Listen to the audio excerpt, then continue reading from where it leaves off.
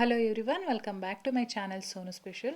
ಇವತ್ತು ನಾನು ನೂಡಲ್ಸ್ ಯಾವ ರೀತಿ ಮಾಡೋದು ಅಂತೇಳಿ ತೋರಿಸ್ಕೊಡ್ತಾ ಇದ್ದೀನಿ. ರೋಡ್ ಸೈಡಲ್ಲೆಲ್ಲ ನಾವು ತುಂಬ ತಿಂತಾ ಇರ್ತೀವಿ, ಮನೆಯಲ್ಲೇ ಶುಚಿಯಾಗಿ ಮಾಡ್ಕೊಳ್ಬೋದು ಆರೋಗ್ಯಕರವಾಗಿ. ಬನ್ನಿ ಹೇಗೆ ಮಾಡೋದು ಅಂತೇಳಿ ನೋಡ್ಕೊಳ್ಳೋಣ. ಮೊದಲನೇದಾಗಿ ಒಂದು ಪಾತ್ರೆಯಲ್ಲಿ ನೀರನ್ನು ಕಾಯೋದಕ್ಕಿಟ್ಟಿದ್ದೀನಿ. ನೀರು ಈ ರೀತಿ ಕುದಿಯೋದಕ್ಕೆ ಸ್ಟಾರ್ಟ್ ಆದಮೇಲೆ ನಾನಿಲ್ಲಿ ಅಕ್ಕ ನೂಡಲ್ಸ್ ಬರುತ್ತಲ್ವ, ಅದನ್ನು ಸೇರಿಸ್ತಾ ಇದ್ದೀನಿ. ಇದನ್ನು ಒಂದು 5 ನಿಮಿಷಗಳ ಕಾಲ ಬೇಯಿಸ್ಕೊಳ್ಬೇಕು. ನಾವು ಹೊರಗಡೆ ಹೋಗಿ ತಿನ್ನೋದಕ್ಕಿಂತ ಈ ರೀತಿದು ಒಂದು ಪ್ಯಾಕೆಟ್ ಮನೆಗೆ ತಂದರೆ ಮನೆಯವರೆಲ್ಲ ಕೂತು ಆರಾಮಾಗಿ ತಿನ್ಬೋದು. ತುಂಬಾ ಶುಚಿಯಾಗಿ ಆರೋಗ್ಯಕರವಾಗಿ ಮನೆಯಲ್ಲೇ ಮಾಡ್ಕೊಳ್ಬೋದು. ನಾನು ನ್ಯೂಡಲ್ಸ್ ಆ್ಯಡ್ ಮಾಡಿದ್ಮೇಲೆ ರುಚಿಗೆ ತಕ್ಕಷ್ಟು ಉಪ್ಪನ್ನು ಕೂಡ ಹಾಕ್ತಾಯಿದ್ದೀನಿ. ಹಾಗೆ 1 ಟೀ ಸ್ಪೂನಷ್ಟು ಅಡುಗೆ ಎಣ್ಣೆ ಕೂಡ ಸೇರಿಸಿದ್ದೀನಿ. ಎಣ್ಣೆ ಹಾಕೋದ್ರಿಂದ ಉದುರಾಗುತ್ತೆ, ಒಂದಕ್ಕೊಂದು ಅಂಟೋದಿಲ್ಲ. ಹಾಗಾಗಿ ಸ್ವಲ್ಪ ಎಣ್ಣೆನ ಸೇರಿಸ್ಕೊಂಡು ನಾವು ಬೇಯಿಸ್ಕೊಳ್ಬೇಕಾಗತ್ತೆ. ಇವಾಗ ನಾನು ಒಂದು 5 ನಿಮಿಷ ಬೇಯಿಸ್ಕೊಂಡಿದ್ದೀನಿ. ನಾನು ಇಲ್ಲಿ ತೋರಿಸ್ತಾ ಇದ್ದೀನಿ ನೋಡಿ ಎಷ್ಟು ಸಾಫ್ಟಾಗಿ ಆಗಿದೆ ಅಂತೇಳಿ. ಇಷ್ಟಾದರೆ ಸಾಕು. ಇದನ್ನು ಸಪ್ರೇಟ್ ಮಾಡ್ಕೊಳ್ಬೇಕು ನೀರಿಂದ. ಯಾವುದಾದ್ರೂ ಹೋಲ್ಸ್ ಇರುತ್ತಲ್ವ, ಆ ಥರದ ಒಂದು ಬೌಲ್ ತೊಗೊಳ್ಳಿ. ಇಲ್ಲಾಂದರೆ ದೊಡ್ಡದು ಜಾಲರಿ ಇದ್ದರೆ ಜಾಲರಿ ಕೂಡ ಆಗುತ್ತೆ. ಸೊ ಅದಕ್ಕೆ ನಾವು ಇದನ್ನು ಹಾಕಿದ್ರೆ ಸೋರಿಸ್ಕೊಂಡು ಮತ್ತೆ ನಂತರ ಅದ್ರ ಮೇಲೆ ಈ ರೀತಿ ತಣ್ಣೀರನ್ನು ಕೂಡ ಹಾಕಬೇಕು. ತಣ್ಣೀರು ಹಾಕೋ ಉದ್ದೇಶ ಬಂದ್ಬಿಟ್ಟು, ಇವಾಗ ಏನು ನಾವು ನೂಡಲ್ಸ್ನ ಬೇಯಿಸ್ಬಿಟ್ಟು ಹಾಕಿದ್ದೀವಿ ಅದು ತುಂಬ ಬಿಸಿ ಇರುತ್ತಲ್ವ, ಅದು ಇನ್ನೂ ಸಾಫ್ಟಾಗಿ ಹೋಗುತ್ತೆ. ನಾವೀಗ ಎಷ್ಟು ಮಾಡ್ಕೊಂಡಿದ್ದೀವಿ ಅಷ್ಟು ಸಾಕಾಗಿರುತ್ತೆ. ಈ ತಣ್ಣೀರು ಹಾಕೋದ್ರಿಂದ ಓವರ್ ಬಾಯ್ಲಿಂಗ್ ತಪ್ಪುತ್ತೆ. ಹಾಗಾಗಿ ತಣ್ಣೀರು ಹಾಕಿ ಈ ರೀತಿ ತಣ್ಣಗಾಗ್ಲಿಕ್ಕೆ ಬಿಡಬೇಕು. ಇವಾಗ ನಾನಿಲ್ಲಿ ಸ್ಟವ್ ಮೇಲೆ ದೊಡ್ಡದೊಂದು ಕಡಾಯಿ ಇಟ್ಕೊಂಡಿದ್ದೀನಿ. ಇದಕ್ಕೆ ಒಂದು 4ರಿಂದ 5 ಟೀ ಸ್ಪೂನಷ್ಟು ಎಣ್ಣೆ ಸೇರಿಸ್ತಾ ಇದ್ದೀನಿ. ಎಣ್ಣೆಗೆ ನಾನಿಲ್ಲಿ ಚಿಕ್ಕದಾಗಿ ಬೆಳ್ಳುಳ್ಳಿನ ಕಟ್ ಮಾಡಿ ಇಟ್ಕೊಂಡಿದ್ದೀನಿ. ಸಿಪ್ಪೆ ಎಲ್ಲ ತೆಗೆದು ಬೆಳ್ಳುಳ್ಳಿನ ಸೇರಿಸಿ ಫ್ರೈ ಮಾಡ್ಕೊಳ್ತಾ ಇದ್ದೀನಿ. ಬೆಳ್ಳುಳ್ಳಿನ ಈ ರೀತಿ ಕಟ್ ಮಾಡಿ ಹಾಕೋದ್ರಿಂದ ಆ ಫ್ರೈಡ್ ಏನಾಗಿರುತ್ತೆ ಅದು ತಿನ್ನೋದಕ್ಕೆ ತುಂಬಾ ಚೆನ್ನಾಗಿರುತ್ತೆ. ನೋಡಿ, ಈ ರೀತಿ ಕಲರ್ ಚೇಂಜ್ ಆಗೋವರೆಗೂ ನಾವು ಫ್ರೈ ಮಾಡ್ಕೊಳ್ಬೇಕಾಗತ್ತೆ.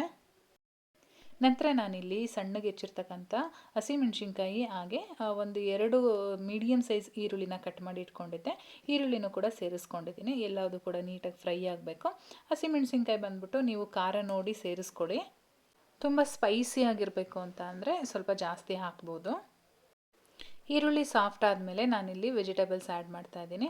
ನಾನಿಲ್ಲಿ ಎಲೆಕೋಸನ್ನು ಈ ರೀತಿ ಉದ್ದುದ್ದವಾಗಿ ಕಟ್ ಮಾಡಿ ಇಟ್ಕೊಂಡಿದ್ದೆ, ಅದನ್ನು ಸೇರಿಸ್ತಾ ಇದ್ದೀನಿ. ಹಾಗೆ ಕ್ಯಾಪ್ಸಿಕಮ್ಮು ಜೊತೆಗೆ ಕ್ಯಾರೆಟು ಎಲ್ಲದೂ ಕೂಡ ನಾನು ಚಿಕ್ಕದಾಗಿ ಉದ್ದುದ್ದವಾಗಿ ಕಟ್ ಮಾಡಿದ್ದೆ. ನೂಡಲ್ಸ್ಗೆ ಇದೇ ರೀತಿ ಕಟ್ ಮಾಡಿಕೊಂಡ್ರೆ ಚೆನ್ನಾಗಿರುತ್ತೆ. ಇವಾಗ ಎಲ್ಲದೂ ಕೂಡ ಚೆನ್ನಾಗಿ ಫ್ರೈ ಮಾಡ್ಕೊಳ್ಬೇಕು. ಹಾಗೆ ನಾನಿಲ್ಲಿ ತರಕಾರಿ ಬೇಯೋದಕ್ಕೆ ಉಪ್ಪು ಎಷ್ಟು ಬೇಕಾಗುತ್ತೋ ಅಷ್ಟನ್ನು ಮಾತ್ರ ಹಾಕ್ಕೊಳ್ತಾ ಇದ್ದೀನಿ. ಈಗಾಗಲೇ ನಾವು ನೂಡಲ್ಸ್ ಬೇಯಿಸ್ಕೊಳ್ಬೇಕಾದ್ರೂ ಕೂಡ ಉಪ್ಪನ್ನು ಹಾಕಿರ್ತೀವಿ. ಹಾಗಾಗಿ ಉಪ್ಪು ಹಾಕಬೇಕಾದ್ರೆ ಸ್ವಲ್ಪ ನೋಡಿ ಹಾಕ್ಕೊಳ್ಳಿ, ಕಡಿಮೆನೇ ಹಾಕ್ಕೊಳ್ಳಿ. ಉಪ್ಪಲ್ಲೇ ನೀರಿನ ಅಂಶ ಇರೋದ್ರಿಂದ ಇದಕ್ಕೆ ಮತ್ತೆ ನೀರನ್ನು ನಾವು ಆ್ಯಡ್ ಮಾಡಬಾರ್ದು. ಇದೇ ರೀತಿಯಾಗಿ ನಾವೇನು ಒಗ್ಗರಣೆ ಹಾಕ್ಕೊಂಡಿದ್ದೀವಿ ಇದೇ ಎಣ್ಣೆಯಲ್ಲಿ ತರಕಾರಿನ ಬೇಯಿಸ್ಕೊಳ್ಬೇಕಾಗತ್ತೆ. ನಮಗಿಲ್ಲಿ ಒಂದು 70ರಿಂದ 80% ಬೆಂದರೆ ಸಾಕು. ತರಕಾರಿ ಬೆಂದಮೇಲೆ ಈಗ ನಾವೇನು ನೂಡಲ್ಸ್ನ ರೆಡಿ ಮಾಡಿ ಇಟ್ಕೊಂಡಿದ್ವಿ ಅದನ್ನು ಸೇರಿಸ್ತಾ ಇದ್ದೀನಿ. ನೀವು ನೋಡ್ತಾ ಇರ್ಬೋದು ಎಷ್ಟು ಉದುರಾಗಿ ಆಗಿದೆ ಅಂತೇಳಿ. ನಾವು ಎಣ್ಣೆ ಎಲ್ಲ ಹಾಕಿ ಬೇಯಿಸ್ಕೊಂಡಿರ್ತೀವಲ್ವ, ಹಾಗಾಗಿ ಈ ರೀತಿ ಉದುರಾಗಿರುತ್ತೆ. ನಾನು ಇದಕ್ಕೆ ಸೋಯಾ ಸಾಸ್ನ ಸೇರಿಸ್ತಾ ಇದ್ದೀನಿ 1 ಟೀ ಸ್ಪೂನಷ್ಟು. ಹಾಗೆ ಒಂದು 2 ಟೇಬಲ್ ಸ್ಪೂನಷ್ಟು ಟೊಮೆಟೊ ಕೆಚಪ್ ಸೇರಿಸ್ತಾ ಇದ್ದೀನಿ. ಇದ್ರ ಜೊತೆಗೆ 1 ಟೀ ಸ್ಪೂನಷ್ಟು ಪೆಪ್ಪರ್ ಪೌಡರ್ನು ಕೂಡ ಸೇರಿಸ್ತಾ ಇದ್ದೀನಿ. ಇವಾಗ ಎಲ್ಲದೂ ಕೂಡ ಹೊಂದ್ಕೊಳ್ಳೋ ರೀತಿ ನಾವು ನೀಟಾಗಿ ಮಿಕ್ಸ್ ಮಾಡ್ಕೊಳ್ಬೇಕಾಗತ್ತೆ. ಈ ನೂಡಲ್ಸ್ಗೆ ಆ ಮಸಾಲೆ ಏನು ಹಾಕಿದ್ವಿ ಅದೆಲ್ಲದೂ ಕೂಡ ಕೋಟಿಂಗ್ ಆಗಬೇಕು. ಸೊ ಮಿಕ್ಸ್ ಮಾಡೋದಕ್ಕೆ ಈ ರೀತಿ 2 ಸ್ಪ್ಯಾಚುಲ ಆದರೆ ನೀಟಾಗಿ ಮಿಕ್ಸ್ ಮಾಡ್ಬೋದು. ಒಂದರಲ್ಲಿ ಸ್ವಲ್ಪ ಕಷ್ಟ ಆಗುತ್ತೆ.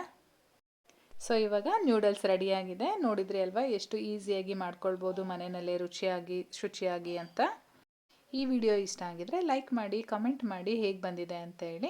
ಹಾಗೆ ಹೊಸದಾಗಿ ನೋಡ್ತಾ ಇರೋರು ಚಾನಲ್ನ ಸಬ್ಸ್ಕ್ರೈಬ್ ಮಾಡ್ಕೊಳ್ಳಿ. ಫೇಸ್ಬುಕ್ ನೋಡ್ತಾ ಇರೋರು ಫಾಲೋ ಮಾಡಿ. ನಾನು ಮತ್ತೆ ಸಿಗ್ತೀನಿ ಮುಂದಿನ ವಿಡಿಯೋದಲ್ಲಿ.